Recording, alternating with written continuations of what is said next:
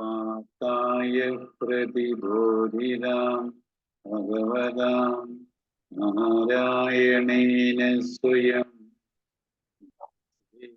ഗ്രഥിതാം ഭാരതം അദ്വൈതാമൃതവർഷിണി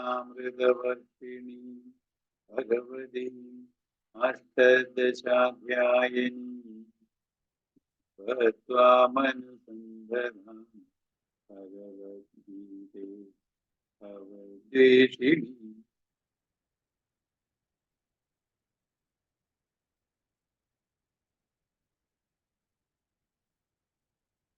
മഞ്ജുന് വായിക്കാവോ? മഞ്ജു 33-ാമത്തെ ലോകവർത്തു.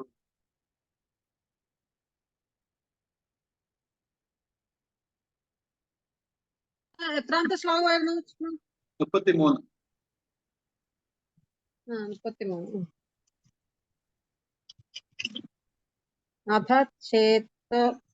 അഥചേത്വമിമം ധർമ്മ്യം സംഗ്രാമം ന കരിഷ്യസി തദസ്വധർമ്മം കീർത്തിം ച ഹിത്വാ പാപമവാപ്സ്യസി.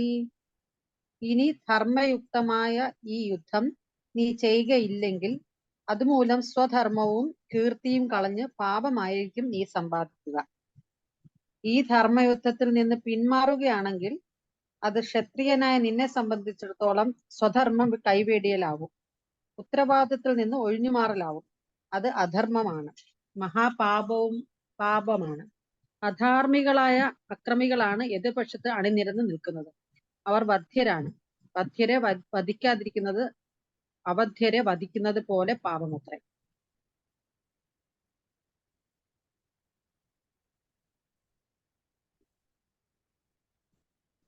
അത് മൊത്തം വായിച്ചു. ഇത് സാധാരണ വലിയൊരു എക്സ്പ്ലനേഷൻ നേരത്തെ പറഞ്ഞിട്ടുള്ളതാ അതിന്റെ അല്ലേ? അതെ.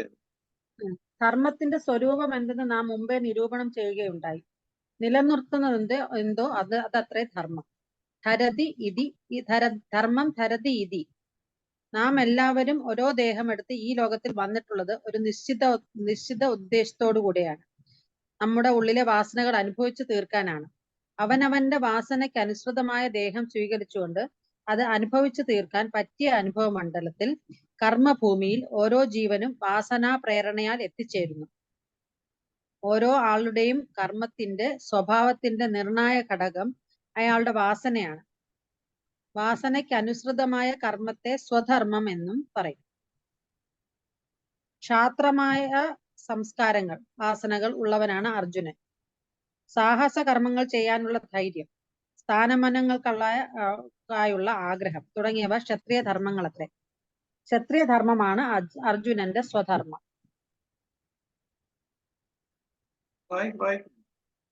ക്ഷാത്രവാസനകൾ മുഴുവൻ അനുഭവിച്ചു തീർത്ത് വാസനാ നിർമുക്തനായി ആത്മവികാസം നേടാൻ ജീവിതത്തിൽ കൈവന്നിരിക്കുന്ന ഒരു അസുലഭ സുവർണ അവസരമാണിത്. ഈ അവസരത്തെ പ്രയോജനപ്പെടുത്താതിരിക്കുന്നത് ആത്മശ്രേയസ്സിനുള്ള വഴിമുട്ടിക്കലാവും. ഉള്ളിൽ തിങ്ങി വിങ്ങുന്ന വാസനകളെ പ്രവൃത്തിയിലൂടെ പ്രകടമാക്കി അനുഭവിച്ചു തീർക്കുന്നില്ലെങ്കിൽ അവയുടെ സമ്മർദ്ദ ശക്തി ജീവന് ഒരു മഹാഭീഷണിയായി അനുഭവപ്പെടും. പഴയ വാസനകൾ നശിക്കാതെ ഉള്ളിൽ കെട്ടിക്കിടക്കുകയും അവയിലേക്ക് പുതിയ പുതിയ വാസനകൾ വന്നു നിറഞ്ഞുകൊണ്ടിരിക്കുകയും പുറത്തു പോകാൻ പഴുതില്ലാതെ അവ ഉള്ളിൽ തിങ്ങി വിങ്ങുകയും ചെയ്യുന്നത് ഒട്ടും ആശാസ്യമല്ല. അർജുനന് വേണമെങ്കിൽ യുദ്ധം ചെയ്യാതെ ഓടിപ്പോകാം. പക്ഷെ മറ്റെവിടെ പോയാലും അയാൾക്ക് മനസമാധാനം ഉണ്ടാവില്ല.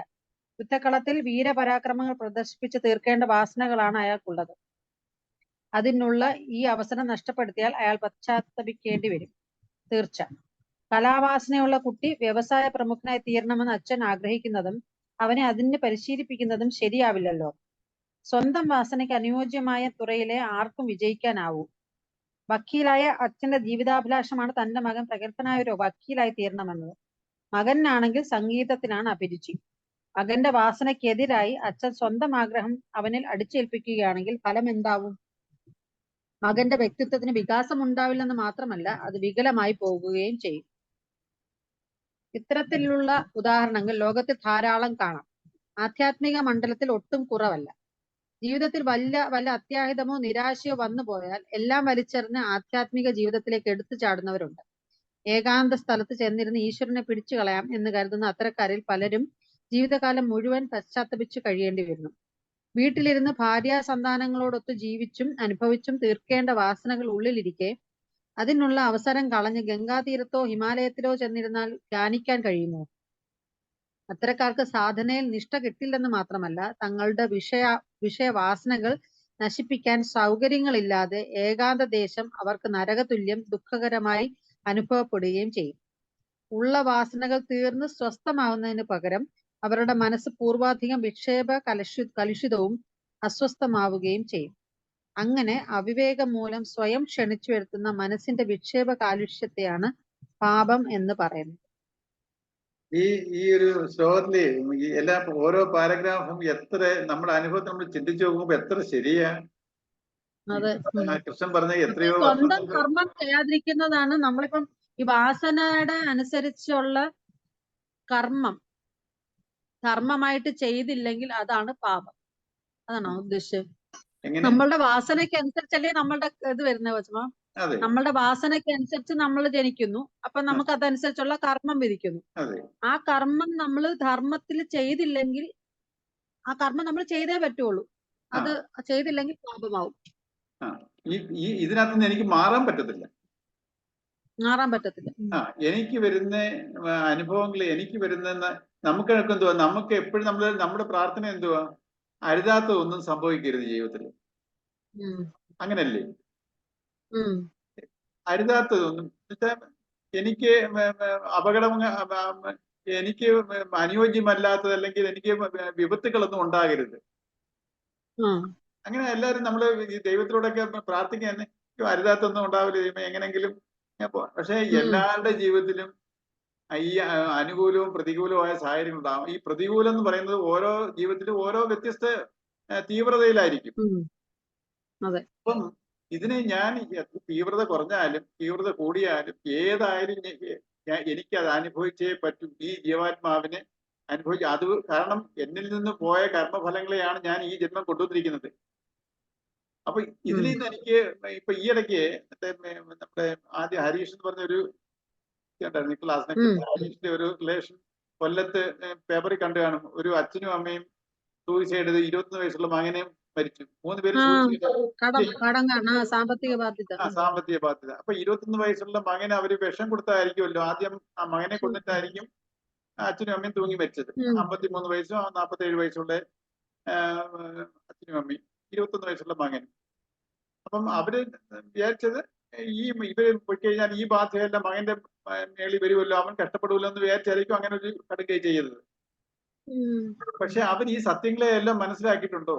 അവരിത് ഈ വരുന്ന അത്യാഹിതം എനിക്ക് ഏതൊക്കെ ഈ കടം കയറി ഞാൻ പലതും അനുഭവിക്കേണ്ടി വരുന്നു. ഞാൻ നേരത്തെ ജീവിച്ച ജീവിത ആ നിലവാരത്തിൽ നിന്ന് ഞാൻ എത്രയോ താഴ്ന്നു പോകേണ്ടി വരുമായിരിക്കും. അങ്ങനെ എനിക്ക് ജീവിക്കാൻ വയ്യ. ഈ ഈഗോ അത് സമ്മതിക്കുന്നില്ല. എനിക്ക് അങ്ങനെ ജീവിക്കാൻ എനിക്ക് വേണ്ട, ഞാൻ ഇവിടെ ജീവിതം നിർത്തുക. ഞാൻ ചോദിക്കട്ടെ, ഈ ആത്മഹത്യ ചെയ്യുന്നതും നമ്മൾ ഈ പറഞ്ഞ ആയുസ് നമ്മളുടെ ഇത് തീരുമ്പം നമുക്ക് ആയുസ് തീരും എന്ന് പറയുന്നു, നമ്മളുടെ പ്രാരബ്ധം. പക്ഷെ ഈ ആത്മഹത്യക്ക് അവരെ തോന്നിപ്പിക്കുന്നതും ഇത് തന്നെയാണോ, ആ ശക്തി തന്നെയാണോ എന്ന് ചോദിക്കുക. നമുക്ക് പറയത്തില്ലേ പ്രാരബ്ധം തീരുമ്പോ നമ്മുടെ ആയുസ് തീരും. പക്ഷെ നമ്മളായിട്ട് ആയുസ് കൊടുക്കുവാണെങ്കിലും അത് പ്രാരബ്ധം തീരുന്നതിന്റെ ആണോ അതോ? അല്ല, ഒരിക്കലും നമുക്ക് അതിന് കഴിവുണ്ടോ? ഒരിക്കലും അല്ല. നമുക്ക് പക്ഷെ അതാ പറഞ്ഞേ, ഈ മനുഷ്യ ജീവിതത്തിലെ ഇവര് ഡിസൈഡ് ചെയ്തതാണ് എനിക്കിത് അനുഭവിക്കാനൊക്കത്തില്ല. ഈ നഷ്ടത്തിൽ ഉണ്ടാവുന്ന അനുഭവങ്ങളെ നഷ്ടം കൊണ്ട് ഞാൻ എനിക്ക് അടുത്തത് പല ഞാൻ അനുഭവിക്കേണ്ടി വരും. ചിലപ്പോൾ ജയിലിൽ പോകേണ്ടി വരുമായിരിക്കും, അല്ലെങ്കിൽ വേറെ എന്തെല്ലാം കാര്യങ്ങളെല്ലാം വിറ്റ് അല്ലെങ്കിൽ ഒന്നുമില്ലാത്ത ഒരു സ്ഥിതിയിലോട്ട്. അപ്പൊ ഞാൻ എന്തോ ചെയ്യും? ഇതുവരെ ഞാൻ വളരെ വലിയൊരു നിലയിൽ കഴിഞ്ഞുകൊണ്ട് വന്നിരുന്നു. അപ്പൊ ഈ ഈഗോയ്ക്ക് അത് അക്സെപ്റ്റ് ചെയ്യാൻ ഒക്കത്തില്ല. അപ്പൊ ഈ ഈഗോ അക്സെപ്റ്റ് ചെയ്യാൻ ജീവിതം മതിയാക്കാന്ന്. അല്ലാതെ ജീവാത്മാവ് ഡിസൈഡ് ചെയ്തല്ല, വികാര മനസ്സ് അവിടെ ഡിസൈഡ് ചെയ്തേ. ജീവാത്മാവല്ല അവിടെ ഡിസൈഡ് ചെയ്തേ. വികാരം എന്റെ വാസനയിലുള്ള വിക്ഷേപ കലുഷിതമായ മനസ്സാണ് ഡിസൈഡ് ചെയ്തേ, ഈഗോ. ശരിക്കും ദേഹിയുടെ ഇതല്ല, ദേഹിക്ക് തോന്നുമ്പോ വിടാം എന്നല്ലേ പറഞ്ഞു. അപ്പൊ ദേഹിയുടെ ഡിസിഷൻ അല്ല. തീർച്ചയായിട്ടും അല്ല. കാരണം ഇങ്ങനെയുള്ള ഒരു വികാര വിക്ഷേപത്തിലേക്ക് അതിൽ പറഞ്ഞ എന്റെ സ്വധർമ്മത്തിനെ ഞാൻ വികാരത്തിലും ചെയ്യാം, വിവേകത്തിലും ചെയ്യാം. വിവേകത്തിൽ ചെയ്യുന്ന ധർമ്മവും വികാരത്തിൽ ചെയ്യുന്നത് അധർമ്മവുമാണ്. അപ്പൊ ഈ അധർമ്മ പ്രവൃത്തിയാ ചെയ്യുന്നത് ഇപ്പോഴേ. എനിക്ക് നല്ല അനുഭവങ്ങളെ എനിക്ക് ഒക്കത്തുള്ളൂ. എനിക്ക് ചീത്ത അനുഭവങ്ങൾ എനിക്ക് അനുഭവിക്കാൻ ഞാൻ സന്നദ്ധനല്ല. I am not ready. എനിക്ക് അപ്പം ഇത് ഒരു കാര്യമുണ്ട്. ഈ സംഭവിക്കുന്നതെല്ലാം എന്റെ വിധിയാന്ന് പറയുന്നത് തെറ്റാ. ഇതെല്ലാം കർമ്മഫലമാണ്. എന്റെ കർമ്മഫലമാണ്. ഇങ്ങനെ ഞാൻ വരുത്തി വെച്ചിട്ട് അത് നമ്മൾ വിധിയെ പഴിച്ചാരും.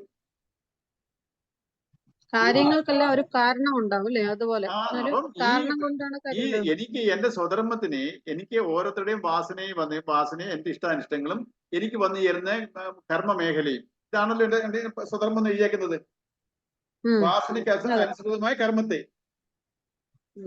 വാസന മീൻസ് എന്റെ ഇഷ്ടാനിഷ്ടങ്ങളും അതിനനുസരിച്ച് ചേരുന്ന കർമ്മ മേഖലയാണ് എന്റെ സ്വധർമ്മം. ഈ സ്വധർമ്മത്തില് എനിക്ക് കർമ്മമായിട്ടും ചെയ്യാം, കർമ്മയോഗമായിട്ടും ചെയ്യാം. ഈ കർമ്മത്തിൽ ഈഗോ കൊണ്ട് കർമ്മം ചെയ്യും. ഞാനാണ് ചെയ്യുന്നത്, ഇത് ഞാനാണ്, ഇതിന്റെ ഞാൻ ബുദ്ധിപരമായിട്ട് പ്രവർത്തിച്ചു. ഇങ്ങനെ ഓരോന്നും ബിസിനസ് ഇങ്ങനെ ബുദ്ധിപരമായിട്ട് ഇങ്ങനെ ഈഗോ ഇങ്ങനെ ചെയ്തുകൊണ്ട് പോകുമ്പോഴേ വളരെ അപ്രതീക്ഷിതമായിട്ട് ഈ നമ്മുടെ അപ്രതീക്ഷിതമായുള്ള ലോസുകളും അൺഫേവറബിൾ സിറ്റുവേഷനും ഉണ്ടാകുന്ന പ്രതിസന്ധികൾ ഉണ്ടാകുമ്പോഴേ ഈ ഈഗോയ്ക്ക് പിടിച്ചു നിൽക്കാനൊക്കത്തില്ല. അതേസമയത്ത് ഈ ചെയ്തിരുന്നത് ഒരു നമ്മുടെ ഒരു വിവേകത്തിലായിരുന്നെങ്കിൽ നമുക്കിതിനെ സർവൈവ് ചെയ്യാൻ പറ്റുമായിരുന്നു. ഇപ്പൊ ഈ വികാരത്തിലിരുന്ന് ഈഗോ അങ്ങോട്ട് ഓരോ കാര്യങ്ങൾ ചെയ്തു കൂട്ടി പ്രതിസന്ധി വന്നപ്പോ അതിനെ നേരിടാൻ വയ്യ. ഇപ്പം അർജുനും അങ്ങനെ പ്രതിസന്ധിയില്ല. അർജുനും വേണമെങ്കിൽ സൂയിസൈഡ് ചെയ്യാന്നുള്ള രീതിയിലായിരിക്കുന്നു. ഇപ്പൊ ചില അത്രയ്ക്ക് തളർന്നു, അത്രത്തോളം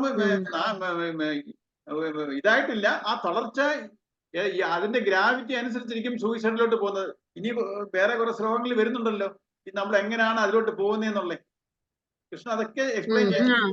അപ്പം നമ്മുടെ കർമ്മത്തിലെ കർമ്മവാസനകളിലെ ആ സ്വധർമ്മം ചെയ്തുകൊണ്ടിരിക്കുമ്പോൾ അത് എന്റെ വികാരത്തിൽ ചെയ്താൽ എനിക്ക് പ്രതിസന്ധികൾ ഉണ്ടാവും, ദുരിതത്തിലോട്ട് പോകും. ആ ദുരിതങ്ങൾ വരുമ്പോഴോ എനിക്കിത് സഹിക്കാനും വയ്യ, അപ്പം ജീവൻ കൊടുക്കും. അപ്പൊ പക്ഷേ ഈ ജീവാത്മാവിന് ഇനിയും കർമ്മഫലമുണ്ട്. അയാൾക്ക് ഈ മരണപ്പെട്ട ഈ സൂയിസൈഡ് അയാൾ വരയ്ക്കും ഞാൻ ഇതിനകത്ത് രക്ഷപ്പെട്ടെന്ന. തിരിച്ചും ഈ ജീവാത്മാവ് ഇനിയും ശരീരം എടുക്കും. ഇതേ പ്രതിസന്ധി അങ്ങനെ നേടുക. ഇതിൽ നിന്ന് മുക്തമല്ല. കർമ്മഫലത്തിൽ നിന്ന് ഒരാൾക്കും മുക്തിയില്ല. ഇപ്പം ശരീരം വെടിഞ്ഞെന്ന് ഞാൻ ശരീരത്തിനെ എന്റെ ജീവനും വെടിഞ്ഞെന്ന് വിചാരിച്ചുകൊണ്ട് തിരിച്ചും ഞാൻ ഈ അതിന് പറഞ്ഞ നമ്മൾ ആവശ്യമില്ലാതെ നമ്മൾ ഇതിനെ കൂട്ടുക. അതേസമയത്ത് ഈ ജന്മം തന്നെ അനുഭവിച്ച് തീർത്ത് മാറിയെങ്കിൽ എനിക്ക് എന്റെ ജന്മത്തിനെ ഉയർത്താമായിരുന്നു. അത് ചെയ്യാതെ അവിവേകത്തിലാണ് ഇതെല്ലാം കാണിക്കുന്നത്. എല്ലാം മാറും. ഒരു സിറ്റുവേഷനും അങ്ങനെ നിൽക്കത്തില്ല. എല്ലാം മാറും. ഇന്ന് എനിക്കൊരു കഷ്ടകാലം വന്നെങ്കിൽ കഷ്ടകാലം എന്റെ അങ്ങനെ നിൽക്കുവോ? കഷ്ടകാലം വരും മാറും, നല്ല കാലം വരും മാറും. അപ്പൊ ഇതിനെ നമ്മൾ വിവേകത്തിൽ ഫേസ് ചെയ്യാൻ പഠിപ്പിക്കുന്നതാണ് നമ്മുടെ ഈ ഭഗവത്ഗീത. നമ്മൾ നമ്മുടെ വാസനയിലിരുന്ന് ഈ സത്യങ്ങളെ ഒന്നും മനസ്സിലാക്കിയില്ലെങ്കിലോ നമ്മുടെ ഈഗോ നമ്മളെ വഴിതെറ്റിച്ചുകൊണ്ട് പോകും. അപ്പൊ എത്ര ഈ ഓരോ പാരഗ്രാഫിലും എഴുതുമ്പോ ധർമ്മത്തിന്റെ ഈ ധർമ്മത്തിൽ നിന്ന് പിന്മാറുകയാണെങ്കിൽ അത് ക്ഷത്രിയനായി നിന്നെ സംബന്ധിച്ചിടത്തോളം സ്വധർമ്മം കൈവിടിയിലാവും, ഉത്തരവാദിത്തത്തിൽ നിന്ന് ഒഴിഞ്ഞു മാറിലാവും. അത് അധർമ്മമാണ്, മഹാപാപമാണ്. അധർമ്മികളായ അക്രമികളാണ് എതിർപക്ഷത്ത് അണിയിരുന്ന് നിൽക്കുന്നത്. അവർ ബദ്ധ്യരാണ്. സ്വധർമ്മം നമ്മൾ മാറി നിന്നാൽ അത് അധർമ്മത്തിന് വഴിയൊരുക്കും. നമ്മുടെ സ്വധർമ്മം ചെയ്യുന്നില്ലെങ്കിൽ നമ്മൾ അധർമ്മത്തിലോട്ടാ പോകുന്നത്. നമ്മൾ ഇതിലാണ് എനിക്ക് സ്വാർത്ഥം വേണ്ട, ഞാൻ പോവാന്ന് പറഞ്ഞാൽ അത് അധർമ്മമാണ് കാണിക്കുന്നത്. ഞാൻ സ്വധർമ്മം മതിയാവും.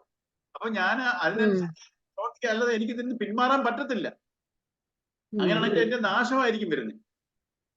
അപ്പം ഈ സ്വധർമ്മത്തിൽ നിന്ന് മാറുന്നത് മഹാപാപമാണ്. അപ്പൊ അർജുനന്റെ ഡ്യൂട്ടിയാണ് ആ യുദ്ധം ചെയ്യുക എന്നുള്ളത്. ആർക്ക് വേണ്ടിയാ ചെയ്യുന്നത്? അർജുനന് വേണ്ടിയല്ല ചെയ്യുന്നത്. ആ ഒരു രാഷ്ട്രത്തെ സംരക്ഷിക്കാൻ വേണ്ടിയാണ് ചെയ്യുന്നത്.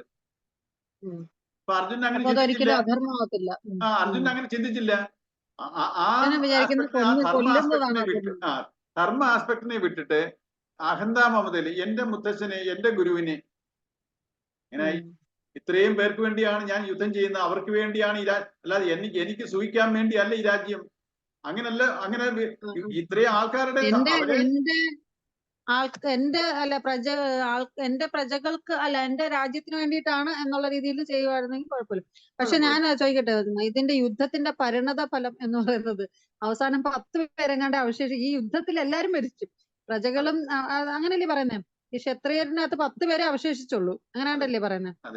പഞ്ചപാണ്ഡവന്മാരും അവരുടെ മക്കളും അങ്ങനെ കുറച്ചുപേരെ അവശേഷിച്ചുള്ളൂ. അപ്പം ഈ രക്ഷിക്കാൻ ശ്രമിച്ച ഏത് രാഷ്ട്രത്തിനെയാണ് രക്ഷിക്കാൻ ശ്രമിച്ചത്, അത് നശിച്ചു പോയി. പക്ഷെ അല്ല, ഞാൻ പറയുന്നത് നമ്മൾ ധർമ്മത്തെ രക്ഷിക്കാൻ വേണ്ടിയാണെന്ന് പറഞ്ഞാൽ ആർക്ക് ഇപ്പം പറഞ്ഞില്ലേ, വധ്യരെ വധിക്കാതിരുന്നാൽ അഭ്യർത്ഥരെ വധിക്കുന്നത് പോലെ അവധ്യരായിട്ടുള്ളവർ ആരുണ്ട് ഇനിയും ബാക്കി ഈ യുദ്ധത്തിന്റെ കാര്യം എടുക്കുവാണെങ്കിൽ? നമ്മൾ ഈ ധർമ്മത്തെ രക്ഷിക്കുക എന്ന് പറഞ്ഞാൽ എന്തുവാ ധർമ്മം? ധർമ്മം എന്ന് പറഞ്ഞാൽ നന്മയോ എന്തായാലും വെച്ചാൽ ഇപ്പൊ ഇവരുടെ കാര്യത്തിൽ ധർമ്മം എന്ന് പറഞ്ഞാൽ ഈ രാജ്യത്തെ ജനങ്ങൾ അനുഭവിക്കുന്ന ദുരിതത്തിൽ നിന്നുള്ള രക്ഷ എന്നല്ലേ ഉദ്ദേശിച്ചത് നമ്മൾ ഈ യുദ്ധത്തിന്റെ അനുഭവിക്കുന്ന ജനങ്ങൾക്ക് വേണ്ടി, ഒരു രാഷ്ട്രത്തിന് വേണ്ടി, ഒരു ജനതയ്ക്ക് വേണ്ടിയാണ്. അപ്പൊ ഞാന് ധർമ്മം എന്ന് പറഞ്ഞാല് ഞാന് എന്റെ എന്നുള്ള രീതി വിട്ടിട്ടാണല്ലോ. അപ്പം ഈ എന്നെ നിലനിർത്തുന്ന ഒരു ശക്തി ഉണ്ടല്ലോ, ചൈതന്യം. എന്നെ നിലനിർത്തുന്ന ആ ചൈതന്യമാണ്. അപ്പൊ ആ ചൈതന്യത്തിനോട് ഞാൻ എങ്ങനെ കടപ്പെട്ടിരിക്കുന്നു?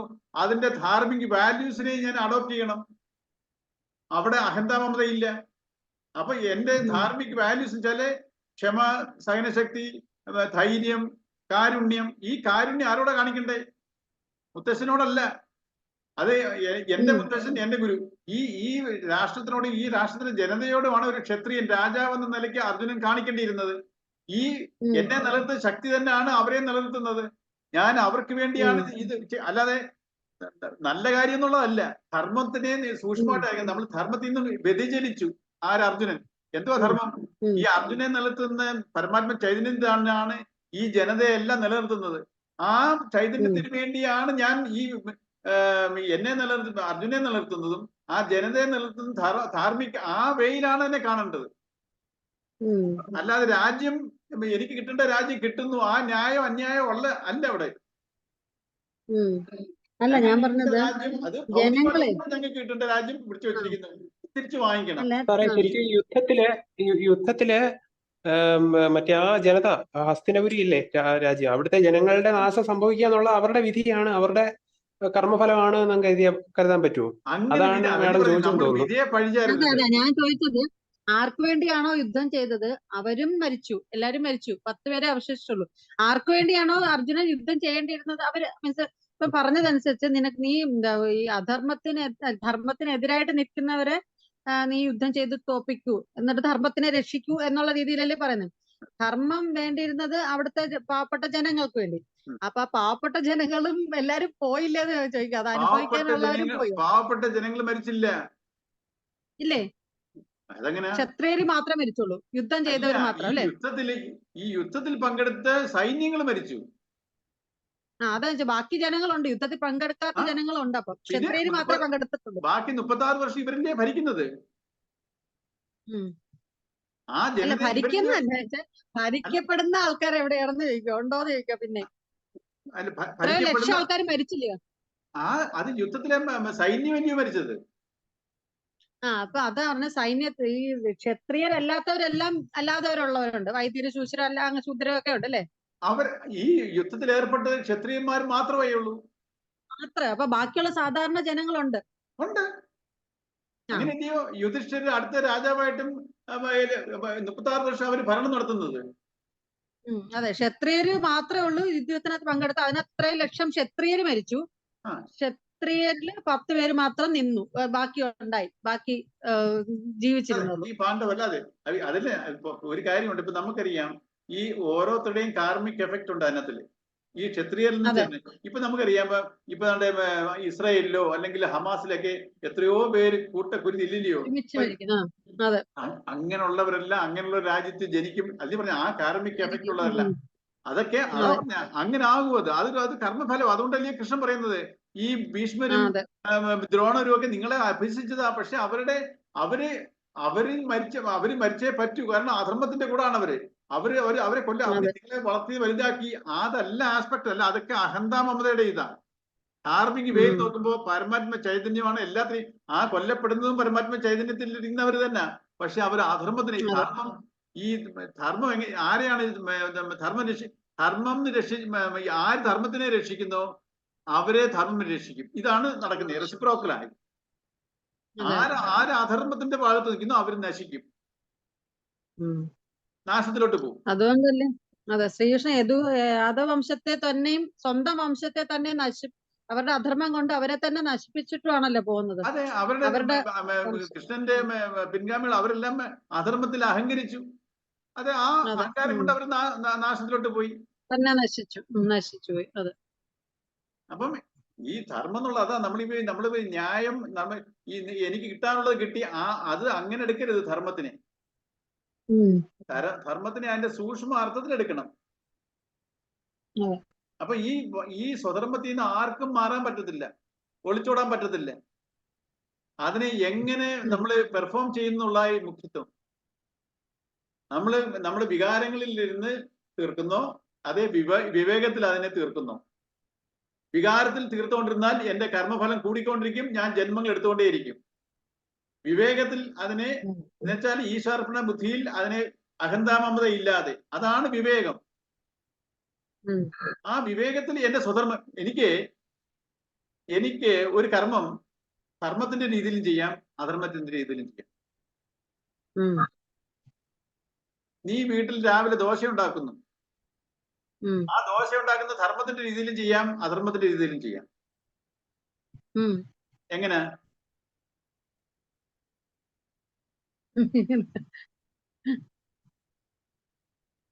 അല്ല ഒരു കാര്യമുണ്ട്, നമ്മുടെ ഏത് പ്രവൃത്തിയും അത് ധാർമ്മിക വേയും ഉണ്ട്, അധാർമിക വേയും ഉണ്ട്. നല്ലതായിട്ട് ധർമ്മത്തിന്റെ രീതിയിൽ എന്തോ ധർമ്മത്തിന്റെ രീതിയിൽ ദോശ ചുടുന്നു, അതിലെന്തോ ധർമ്മമോ അധർമ്മമോ ഉണ്ട്?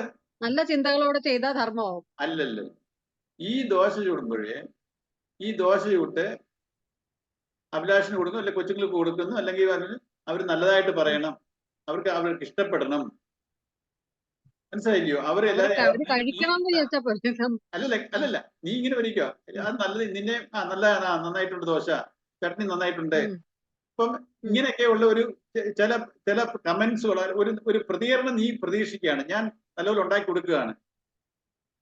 അങ്ങനെ ഉണ്ടാക്കി കൊടുക്കുന്നത് അധർമ്മത്തിലാണ് ഉണ്ടാക്കുന്നത്.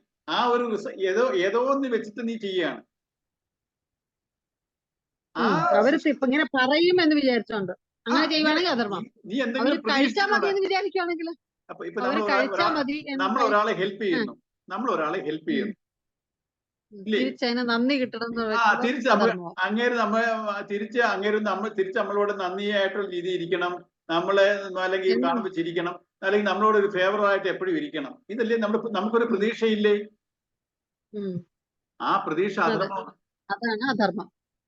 അതാ പറഞ്ഞത്, നമ്മൾ ഒരാൾക്ക് ഒരു 100 രൂപ ദാനം കൊടുക്കുന്നു, ആ പേഴ്സിനടുത്ത് 100 രൂപ കൊടുത്തത് കർമ്മമല്ല, ധർമ്മം.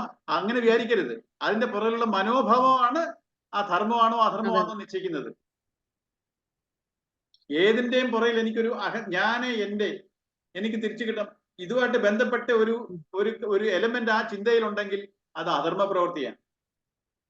അവര് കഴിക്കണം എന്ന് വിചാരിച്ച് മാത്രം അധർമ്മമാവത്തില്ലല്ലോ. കഴിക്കണം, അത് കഴിക്കാതെ വിട്ടിട്ട് പോരുതെന്ന് പറയുമ്പോ അങ്ങനെ മാത്രം വിചാരിച്ചോണ്ട് ദോശ കഴിക്കാനുള്ളതാ. അതാ പറഞ്ഞ അത് കഴിക്കാണ്ടാത്ത രീതിയിൽ ദോശ ചുടുന്നത് കഴിക്കാനുള്ളതാ. അതിനുവേണ്ടി പ്രത്യേകിച്ച് ഫിക്സ് ചെയ്യേണ്ട കാര്യമില്ല. അല്ല, അപ്പൊ നന്നായിട്ട് ഉണ്ടാക്കാൻ നമ്മൾ ശ്രമിക്കുന്നത് അതിന് വേണ്ടിയിട്ടല്ല, അവർ കഴിക്കണം. നന്നായിട്ട് ഉണ്ടാക്കാൻ ശ്രമിക്കുന്നുള്ളതല്ല, ഇത് വെച്ചിട്ട് നിനക്കൊരു അപ്രീസിയേഷൻ വരണം, ഇങ്ങനെ ഒരു നീ വെക്കുവാണെങ്കിൽ അത് അതല്ല. അപ്പൊ നമ്മള് ശരിക്കും നല്ലതായിട്ട് കറക്റ്റ് ആയിട്ട് പോയി ഉണ്ടാക്കിയില്ല, അവർക്ക് കഴിക്കാൻ ഇഷ്ടപ്പെട്ടില്ല. അല്ലല്ല, നീ ടേസ്റ്റ് ഇഷ്ടപ്പെട്ടില്ല, അല്ലെങ്കിൽ നീ ഇങ്ങനെ ഒരു റിസൾട്ട്, ഏതോ ഒരു റിസൾട്ടില് നിനക്ക് നീ ഉണ്ടാക്കിയില്ലെങ്കിൽ നല്ല ടേസ്റ്റി ആണെന്ന് പറയണം, അല്ലെങ്കിൽ നല്ലതായിട്ട് അവർക്കെല്ലാം ഇഷ്ടപ്പെടണം. ആ രീതിയിൽ നീ ആ റിസൾട്ടിൽ വെച്ചുകൊണ്ടാണെങ്കിൽ നിന്റെ ദോശ ഇടുന്നതിൽ നിനക്ക് ഫുള്ളി 100% കോൺട്രിബ്യൂഷൻ ചെയ്യാൻ ഒക്കത്തില്ല. നിന്റെ ചിന്തകൾ ഇങ്ങനെ ഉണ്ട്. നിന്റെ ചിന്ത അതേ സംബന്ധിച്ച് ആ ദോശ കറക്റ്റ് സമയം തിരിച്ചിടണം, കരിയാതിരിക്കണം, ഇങ്ങനെയൊക്കെയുള്ള വരണമെന്നുണ്ടെങ്കിൽ ആ 100% നമ്മളെ എഫർട്ട് ഇടുന്നുണ്ടെങ്കിൽ എന്റെ ചിന്ത ടോട്ടലി ഇവിടെ ആയിരിക്കണം. ഞാൻ എന്റെ ചിന്തകൾ വേറെ കുറച്ചുണ്ടെങ്കിൽ അത്രയും പെർസെന്റേജ് ഞാൻ ഈ വർക്കിലില്ല. So be in the present എന്നുള്ളതാണ് ധർമ്മം. ബി ഇൻ ദ നമ്മൾ ഫ്യൂച്ചറിൽ എന്റെ തിങ്കിങ് ഇരിക്കുന്ന എന്റെ തിങ്കിങ് ഞാൻ റിസൾട്ടിനെ കുറിച്ച് ഇരിക്കുമ്പോ ഫ്യൂച്ചറിലാണ് എന്റെ മനസ്സ്. അവർക്ക് കഴിച്ചാൽ ഇഷ്ടപ്പെടണം, എന്നെ പ്രേസ് ചെയ്യണം, എന്നെ ഇതാ നല്ലോണം ടീഷർട്ട് ഉണ്ടാക്കി എന്നൊക്കെ പറയുന്നത് ഫ്യൂച്ചറിലെ കാര്യമാണ്. അതിനെക്കുറിച്ച് ഫ്യൂച്ചറിനെ കുറിച്ച് ഭാവിയെ കുറിച്ച് ആലോചിക്കുന്നത് തെറ്റല്ലേ? ഞാൻ പ്രസന്റിൽ ഇല്ലല്ലോ ആ സമയം, അത്രയും ചിന്തിച്ച സമയം. ഇതാണ് ഈ ധർമ്മം അല്ലെങ്കിൽ പാപം എന്നൊക്കെ പറഞ്ഞ് ഇതിനെയാണ്. അല്ലാതെ നമ്മളൊരാളെ അടിച്ചു അല്ലെങ്കിൽ നമ്മളൊരാളെ ഇത് അധർമ്മം കാണിച്ചു. നമ്മുടെ ഓരോ ചെറിയ ഞാൻ പറഞ്ഞിട്ടില്ലയോ, നമ്മളൊരു യാത്ര പുറപ്പെടുമ്പോ ട്രെയിൻ മിസ്സാവുന്നു, ആ ട്രെയിൻ മിസ്സായി അത് ഭയങ്കര ഡിജക്ഷൻ ആവും.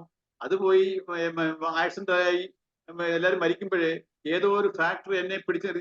ഇതെല്ലാം നമ്മൾ ഈശ്വരൻ എന്നാ ചിന്തിക്കുന്നത് ഇല്ലേ? ഇതിന്റെ പുറകിൽ ഒരു കാർമിക് എഫക്റ്റ് ഉണ്ട്, കർമ്മഫലമുണ്ട്. അപ്പൊ എനിക്ക് സമയം അപ്പൊ അതാണ് എന്നെ പിടിച്ചത്. പക്ഷെ നമ്മൾ ഇങ്ങനെയുള്ള കാര്യങ്ങളിൽ നമ്മൾ ശരിക്കും അതിനെ ഐഡന്റിഫൈ ചെയ്യും. എല്ലാത്തിന്റെയും പുറകിൽ ഒരു റീസൺ ഉണ്ട്. കോസ് ആൻഡ് എഫക്റ്റ് ആണല്ലോ. ഈ എഫക്റ്റ് വരുമ്പോഴേ ഏതോ ഒരു കോസ് ഉണ്ട്, അതിന്റെ എഫക്റ്റ്. ആ എഫക്റ്റിനെ നമ്മൾ എങ്ങനെ അപ്രോച്ച് ചെയ്യേണ്ടതെന്നുള്ളതാണ് ഇവിടുത്തെ പ്രശ്നം. കർമ്മഫലമാണ് കോസ്, അതിന്റെ എഫക്റ്റ് ആണ് എന്റെ അനുഭവങ്ങള്. ഈ അനുഭവത്തിനെ ഞാൻ എങ്ങനെ അപ്രോച്ച് ചെയ്യണം? ഒരു അഹന്താമതയിലാകരുത്, ബ്രോഡർ വ്യൂവിൽ വേണം നമ്മൾ അപ്രോച്ച്. ഇംഗ്ലീഷിൽ പറഞ്ഞാൽ റിയാക്ട് ചെയ്യരുത്, റെസ്പോണ്ട് ചെയ്യണം. ഇത് രണ്ടിന്റെ ഒരു ചെറിയ ഡിഫറൻസ് ഉണ്ടല്ലോ. റിയാക്ട് ചെയ്യുക എന്ന് പറഞ്ഞാൽ വികാരത്തിൽ, ദേഷ്യത്തിൽ ഇരുന്നുകൊണ്ട് ഓരോന്നും ചെയ്യുന്നതിനെയാണ് റിയാക്ട്. ഡോണ്ട് റിയാക്ട് എന്ന് പറയത്തില്ല നമ്മള്. എന്നുവെച്ചാൽ ഞാൻ വികാരത്തിൽ എനിക്ക് എന്റെ 2 അടി അടിച്ചപ്പോ എനിക്ക് ദേഷ്യം വന്നാൽ തിരിച്ച് 2-4 അടിയോ അങ്ങോട്ട് കൊടുത്തു. ആ വികാരത്തിൽ ഇങ്ങോട്ട് എങ്ങനെ വികാരം കാണിച്ച അതേപോലെ ഞാൻ അങ്ങോട്ട് വികാരം കാണിക്കുക. അതൊരിക്കലും പാടില്ല. അതിനെ നമ്മൾ ഫേസ് ചെയ്യണം. ശംഭുകണ്ണനൊക്കെ ചോദിക്കുകയാണ്, ഞങ്ങളെ ആരെങ്കിലും അടിച്ചാൽ ഇപ്പൊ ശംഭുകണ്ണനൊക്കെ ചോദിക്കുന്നതാണ്, ഞങ്ങളെ ആരെങ്കിലും അടിച്ചാൽ ഞങ്ങൾ എന്ത് ചെയ്യണം? ഞാൻ പറഞ്ഞു ഞങ്ങൾ തിരിച്ചടിക്കണ്ടേ? ഞാൻ പറഞ്ഞു തിരിച്ചടിക്കണ്ടേ, ഇനി ഞങ്ങളെ കൊണ്ടോണ്ട് നടക്കണം. അവര് ചോദിക്കുന്ന ഞങ്ങൾ ആരെങ്കിലും അതാ നമുക്ക് ഈ ചോദിക്കുന്നതിന് അതിനൊരു ആ സിറ്റുവേഷൻ വാറണ്ട് ആണെങ്കിൽ അടിക്കാവൂ. ചില സമയത്ത് അടിക്കേണ്ടതുകൊണ്ട് ചില സമയത്ത് അടിച്ചുകൂടാ. ജനറലൈസ് ചെയ്ത് പറയാൻ പറ്റത്തില്ലല്ലോ. പറയറ്റാ ഓരോ സിറ്റുവേഷൻ അനുസരിച്ചാണ്. അല്ലാതെ നമുക്ക് ഡൂസ് ആൻഡ് ഡോൺസ് ഇല്ല. ഇത് ചെയ്യരുത്, ഇത് ചെയ്യണം, അങ്ങനല്ല. ആ സിറ്റുവേഷൻ അനുസരിച്ചാണ് വിവേകത്തിൽ വേണം പ്രവർത്തിക്കാൻ. ചില സമയത്ത് തിരിച്ചടിക്കേണ്ടതുണ്ട്, ചില സമയത്ത് അടിച്ചുകൂടാ. പറഞ്ഞേ ചിലപ്പോ അധർമ്മമാണെങ്കിൽ അധർമ്മത്തിനെതിരെയാണ് പ്രതികരിക്കേണ്ടതെങ്കിൽ അപ്പൊ ചിലപ്പോ തിരിച്ചടിക്കേണ്ടി വരും. അതെ, എന്തുവായാലും ശരിക്കും നമുക്ക് ഒരു ദേഷ്യമോ വിഷമോ ഉണ്ടാകുമ്പോ പെട്ടെന്ന് പ്രവർത്തിക്കുക. അതിനെക്കുറിച്ച് അനലൈസ് ചെയ്തിട്ട് ആ എമോഷൻസിനെ മാറ്റിയിട്ട് വേണം അതിന്റെ റെമഡി എടുക്കാൻ. അല്ലാതെ നമുക്ക് ഒരാൾ എന്നെ അടിക്കുമ്പോ എനിക്ക് ദേഷ്യം വരുന്നു, ആ ദേഷ്യത്തിൽ ഞാൻ തിരിച്ചടിക്കുന്ന ആ എമോഷൻസിൽ ഇരുന്ന് ഞാൻ അടിക്കരുത്. പക്ഷെ കുറച്ച് ചിന്തിച്ചിട്ട് പോയി അടിക്കാൻ പറയാൻ പറ്റും. ഒരടി അടിച്ചാൽ തിരിച്ചൊറ്റ അടി അടിക്കുന്നു, അപ്പോഴത്തേക്ക് ആ സൊല്യൂഷനിലേക്ക് അങ്ങനല്ല. അതല്ല ചിന്തിച്ചിട്ട് പിന്നെ എന്താണ്, എന്തിനു വേണ്ടിയാണ് എന്താണ് ആരുടെയിലാണ് തെറ്റ്, എന്റെ എന്താണ് കാരണം, നമ്മൾ ഇതിനെ ഒരു പോസ്റ്റ് ചെയ്തിട്ട് നമ്മൾ അതിനെ കുറിച്ച് എന്താണ് ഇത് സംഭവിച്ചത്, അതിനെ നമ്മളൊന്ന് സാക്ഷി ബോധത്തിൽ കാണാൻ ഇമ്മീഡിയറ്റ് ആയിട്ട് ഒരു പോസ് എന്ന് പറയും. ഒന്ന് പോസ് ചെയ്യണം നമ്മള്. ആ പോസ് ചെയ്തിട്ട് വേണം നമ്മൾ. അപ്പൊ നമ്മള് എന്താണ് ഇവിടെ നടന്നത്, ഇപ്പൊ സംഭവിച്ചത്, എന്തുകൊണ്ട് അയാൾ എന്നെ അടിച്ചു, അല്ലെങ്കിൽ എന്താണ് സിറ്റുവേഷൻ, നമ്മൾ അനലൈസ് ചെയ്ത് അപ്പൊ നമുക്ക് ഒരു ഇത് കിട്ടും. നമ്മുടെ എമോഷൻസ് മാറുക. ഇങ്ങനെ ചിന്തിക്കുമ്പോൾ നമ്മുടെ എമോഷൻസ് മാറുക. അപ്പൊ നമുക്കൊരു ഡയറക്ഷൻ കിട്ടും. നമുക്ക് ഈ ഡയറക്ഷൻ ആണ് വിവേകം. അല്ലാതെ നമ്മൾ ആ ദേഷ്യത്തിലേ ഇരുന്ന് കഴിഞ്ഞപ്പോഴേ അല്ലെങ്കിൽ ആ ഇമേഴ്സ് ആയി കഴിഞ്ഞാൽ എനിക്ക് ഈ വിവേക ഡയറക്ഷൻ കിട്ടത്തില്ല.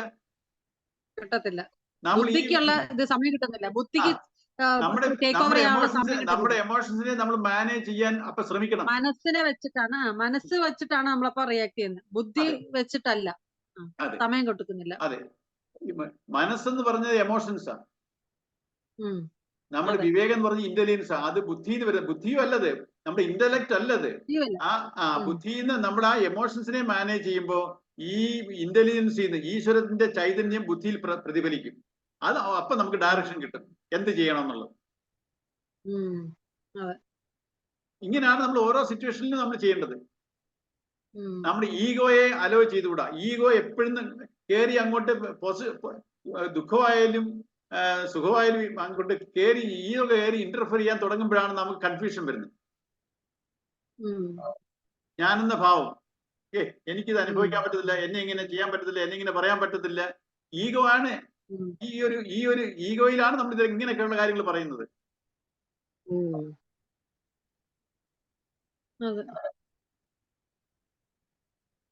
അപ്പൊ ഇതിനെക്കുറിച്ച് ഇതിന്റെ ഓരോ പാരഗ്രാഫിനും നമ്മൾ ശരിക്കും അനലൈസ് ചെയ്യാനുണ്ട്. നല്ലൊരു നമ്മൾ ശരിക്കുള്ള ഡേ ടു ഡേ അഫയേഴ്സിൽ ഇതൊക്കെ റിഫ്ലക്ട് ആവുന്നുണ്ട്. സ്വാമി നല്ലപോലെ അതിനെ പറഞ്ഞിട്ടുണ്ട്.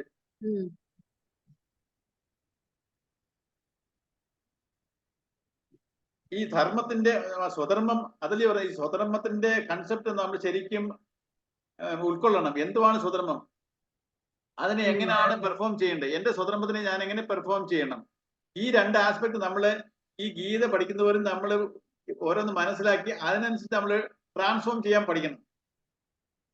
നമ്മളുടെ വാസനയുടെ ഒരു പ്രതിഫലനമാണ് നമ്മളുടെ സ്വഭാവം, അല്ലേ? തീർച്ചയായിട്ടും. അപ്പം നമ്മുടെ അൾട്ടിമേറ്റ് എയിം എന്താ? നമ്മുടെ ഈ വാസനയിൽ മുറുകെ പിടിച്ച് വാസനയുടെ രീതിയിൽ തന്നെ ഞാൻ ഇരിക്കണോ, വാസനയിൽ നിന്ന് മാറണം. അത് എപ്പോഴാണ് നമുക്ക് അറിയുന്നേ? ഇങ്ങനെയുള്ള സത്യങ്ങളെ അറിയാതിരിക്കുന്ന ഒരാള് എങ്ങനെ മാറും? നമ്മളുടെ സ്വഭാവം അല്ല ഞാൻ ചോദിക്കുന്നത്, വാസനയാണ് കർമ്മത്തിന്റെ സ്വഭാവത്തിന്റെയും നിർണായക ഘടകം. അയാളുടെ വാസനയാണ്. അപ്പൊ നമ്മുടെ വാസന മാറ്റുമ്പോ നമ്മുടെ സ്വഭാവം എന്ന് പറഞ്ഞാൽ സ്വന്തം സ്വഭാവം മാറും. സ്വഭാവം അങ്ങ് മാറണം എന്നുള്ള എന്തുവാണ്? വാസന പോണം. നമ്മളുടെ ബേസിക് നമ്മളിങ്ങനെ നാരോയിന്ന് ബ്രോഡർ ആയിട്ട് ചിന്തിക്കാൻ പഠിക്കുമ്പോൾ നമ്മുടെ സ്വഭാവം മാറും. ഞാന് എന്റെ എന്നുള്ളത് അങ്ങനെ മാറി എല്ലാവരും ഞാൻ എന്റെക്കകത്ത് എല്ലാരും കൂടെ വരുമ്പോൾ അങ്ങനെ ഒരു ഇത് വരുമ്പോഴത്തേക്ക് ഈ സ്വാർത്ഥതയെ ഒരു വിഷമായിട്ടാ പറയുന്നത്. ഒരു വിഷം തീണ്ടിയാല് അതിന് മരുന്ന് കൊടുക്കുന്നത് ആന്റിവനമല്ലേ? ആന്റിവനം അതും ഒരു ഡൈലൂട്ടഡ് ആയിട്ടുള്ള വിഷമല്ലേ അത്? ഈ വിഷത്തിന്റെ മരുന്ന് അതിനെ ഡൈല്യൂട്ട് ചെയ്യാന്നുള്ളതാണ്. സ്വാർത്ഥത വിഷമാണെങ്കിൽ അതിന് നമ്മൾ ഡൈല്യൂട്ട് ചെയ്യണം. എങ്ങനെ ഡൈല്യൂട്ട്? ഇപ്പൊ ഞാനും എന്റെ അതിനകത്ത് മറ്റുള്ളവരെ കൂടെ ഉൾക്കൊള്ളിച്ച് ഓരോന്നും ഇങ്ങനെ മറ്റുള്ളവരെ കൂടെ ഉൾക്കൊള്ളിക്കാൻ ശ്രമിച്ചുകൊണ്ടിരിക്കുമ്പോൾ നമ്മൾ നമ്മുടെ സെൽഫിഷ്നെസ് നിന്ന് മാറും. ഈ സെൽഫിഷ്നെസ് പറഞ്ഞ അഹന്താമമത.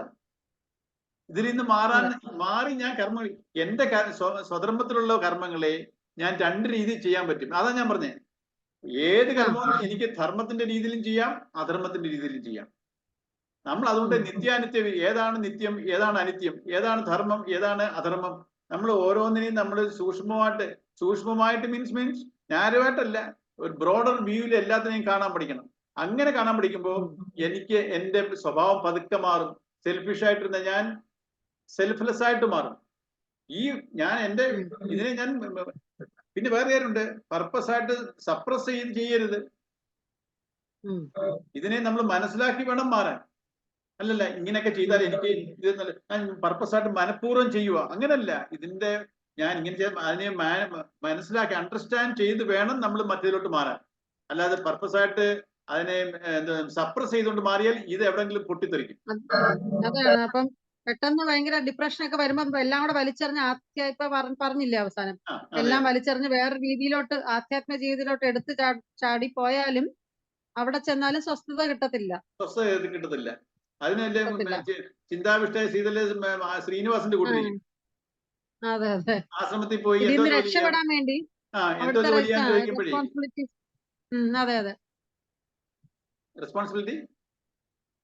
റെസ്പോൺസിബിലിറ്റീസ് നിന്ന് ഒളിച്ചോടാൻ വേണ്ടിട്ടേ ആധ്യാത്മത്തിലോട്ട് പോകുന്ന കാണിക്കത്തില്ല അതിനകത്ത്.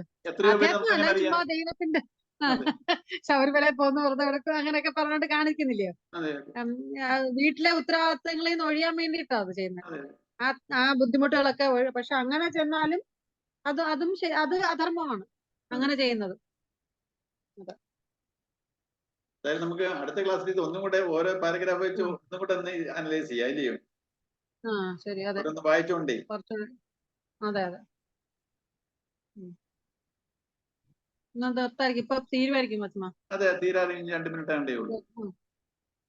നാളെ എന്താ അമ്മക്ക് പോയെന്ന് തോന്നുന്നു. അതെ, ശരി ശരി മഞ്ജു, നമുക്ക് നാളെ കാണാം. ശരി.